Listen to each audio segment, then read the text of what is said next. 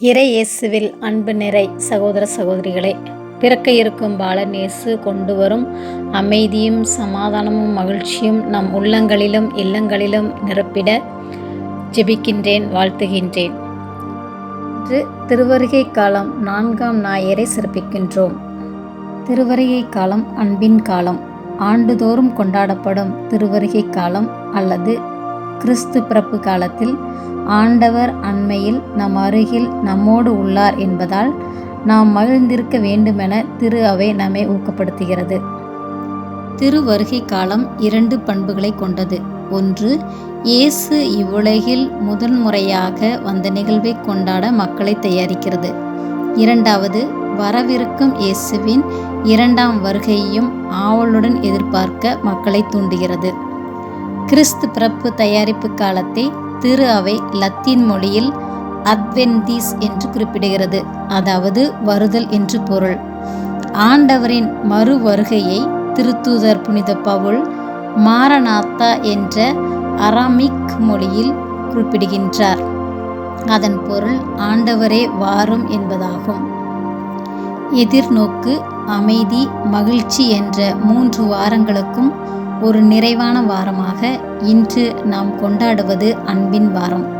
அன்பே அனைத்திற்கும் ஆரம்பம், அன்பே அனைத்திற்கும் நிறைவு, அன்பே அனைத்திற்கும் அடித்தளம். அந்த அன்பின் வடிவமான கிறிஸ்து மனுவுரு எடுத்ததன் விழாதான் கிறிஸ்மஸ் பெருவிழா. அவர் அன்பே உருவானவர். தம் அன்பை உணரச் செய்யவே மனிதரானார்.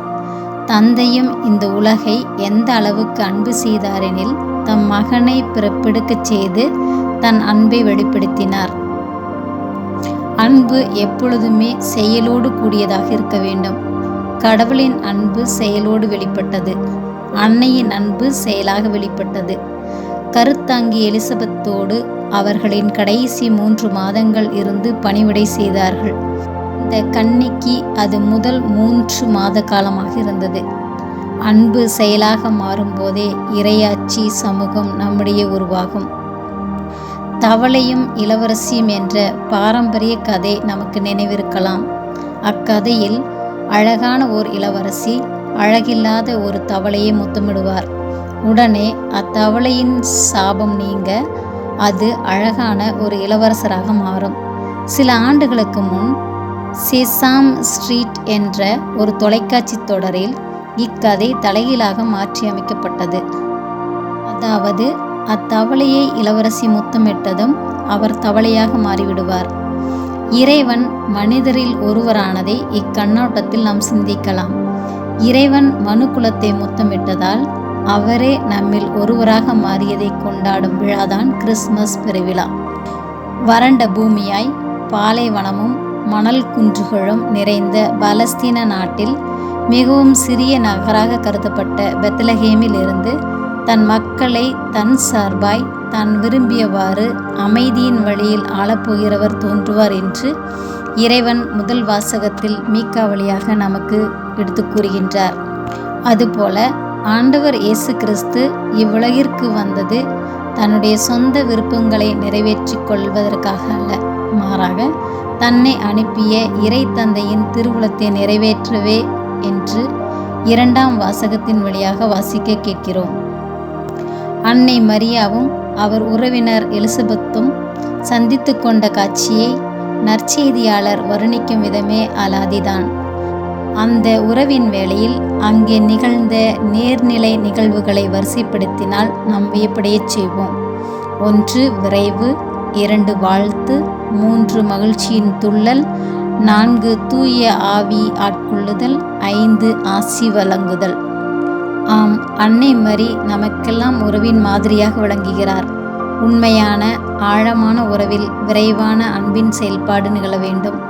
உறவில் வாழ்த்தும் ஆசியும் பரிமாறிக்கொள்ளப்பட வேண்டும்.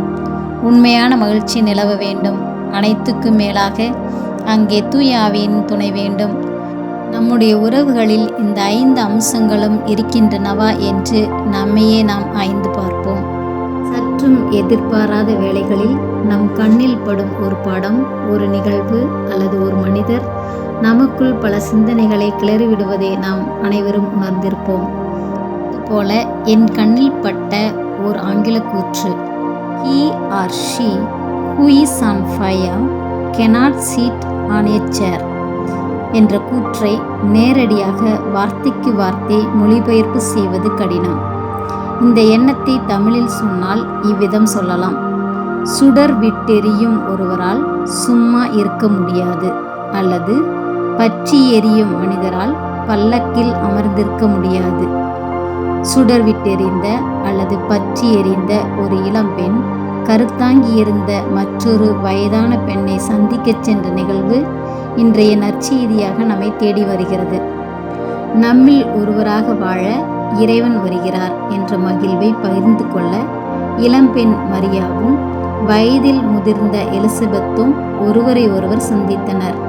நம்மையும் சந்திக்க வருகின்றனர். இன்றைய நற்செய்தியில் நாம் சந்திக்கும் மரியாவும் எலிசபெத்தும் சொல்லித்தரும் பாடங்கள் பல உள்ளன. இவ்விருவரும் தங்கள் வாழ்வில் இறைவனை தேடியவர்கள். தன்னை தேடியவர்களை தேற்ற இறைவன் அன்றும் வந்தார், இன்றும் வருகிறார், இனியும் வருவார் என்பதை ஆணித்தரமாக உணர்த்தும் ஒரு அற்புத நிகழ்வே கிறிஸ்மஸ். வாழ்வில் செயலாற்றும் அழகை இவ்விரு பெண்களின் வாழ்வும் சித்தரிக்கிறது. எலிசபெத்தின் வாழ்வில் இறைவன் மெதுவாக, மிக மிக தாமதமாக செயல்பட்டார். ஆண்டுகள் பலவாய் குழந்தை பேற்றுக்காக எலிசபெத்து வேண்டி வந்தார். வயது கூட கூட இனி தன் வாழ்வில் குழந்தை பேறு இல்லை என்ற தீர்மானத்திற்கு அவர் வந்த வேளையில் இறைவன் அவர் வாழ்வில் குறுக்கிட்டார். நம்ப முடியாத ஒரு புதுமையை நிகழ்த்தினார். நாமும் வாழ்வில் பல ஆண்டுகளாய் வேண்டிக் கொண்டிருந்த ஒரு காரியம் திடீரென்று முன்னறிவிப்பு ஏதுமின்றி நிறைவேறுவதில்லையா? எலிசபெத்தின் வாழ்வில் மிக மிக தாமதமாக செயல்பட்ட இறைவன் மரியாவின் வாழ்வில் ஒரு புயலென நுழைந்தார். மீட்புக்காக மரியா காத்திருந்தார். அந்த மீட்பின் கருவியாகவே மரியாவை ஆண்டவர் தேர்ந்தெடுத்தார். இவ்விருவருக்கும் இடையே நிகழ்ந்த சந்திப்பு ஒருவரை ஒருவர் வாழ்த்துவதிலும் ஆசீர்வதிப்பதிலும் இறைவனை புகழ்வதிலுமே இருந்தது. இவர்களைப் போல நமது உறவுகளை புதுப்பித்துக் கொள்வோம். எடுத்துக்காட்டாக கிறிஸ்மஸ் வாழ்த்துக்களை வாழ்த்தும் போதும் ஆசியும் மகிழ்ச்சியும் தூய ஆவியின் ஜெபமும் இணைந்து அனுப்புவோம். அந்த வாழ்த்து நம் உறவை ஆழப்படுத்தும். ஜெபம். உறவுகளின் நாயகனே ஆண்டவரே, உம்மை போற்றுகிறோம். இந்த கிறிஸ்து பிறப்பு காலத்தில் எங்களுடைய உறவுகளை புதுப்பித்துக் கொள்ளவும் ஆழப்படுத்திக் கொள்ளவும் உமது அருளை எங்களுக்கு தாரும். ஆமேன்.